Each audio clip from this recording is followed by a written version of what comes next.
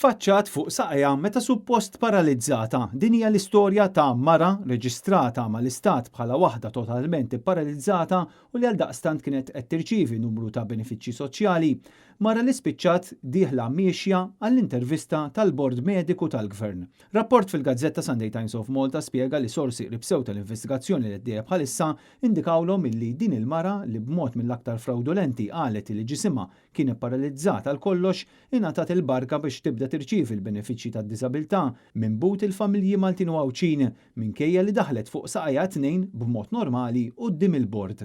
Sorsi Reap It-Times saħħu li l-mara kienet ilha tirċievi dawn il-benefiċċji għal kważi 5 snin qabel mal-pulizija avviċinaw għax-xahar li għadda. Din hija l-aħħar rivelazzjoni minn fost mijiet ta' persuni li allegatament bil-barka tal-Gvern tal-Labor jew persuni qrib tiegħu irċevew eluf ta' euro f'benefiċċji soċjali li ma kinux intitolati għalihom.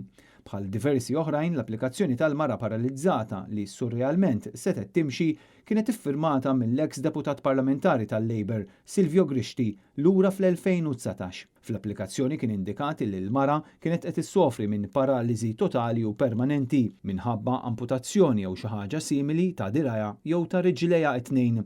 Iżda surrealment il-mara illi ma kienet issofri minn l-ebda paraliżi daħlet b'mod normalissimu quddiem il-Bord Mediku li aċċettala l-applikazzjoni.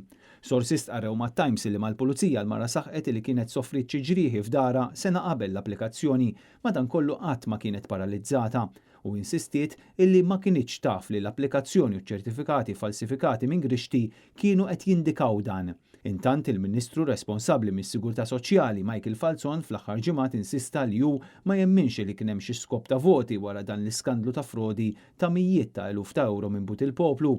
Ar minn hekk stqarr li huwa diżonest min jgħid illi dan kien serq.